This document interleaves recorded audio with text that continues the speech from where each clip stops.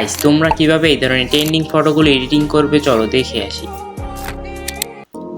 এর জন্য আমরা প্লে স্টোর থেকে জিমিনি অ্যাপটি ডাউনলোড করতে পারি অথবা আমরা ক্রোমে গিয়ে সার্চ করতে পারি জিমিনি এআই। দেন আমরা ফার্স্ট ওয়েবসাইটে ক্লিক করব।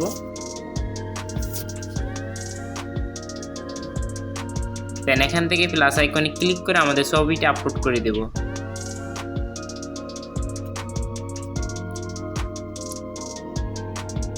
ফটোটি আপলোড করা হয়ে গেলে আমাদের প্রম্পটটি লিখে দেব।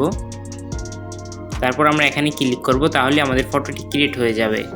এই প্রম্পটটি আমি কমেন্ট বক্সে দিয়ে দেব।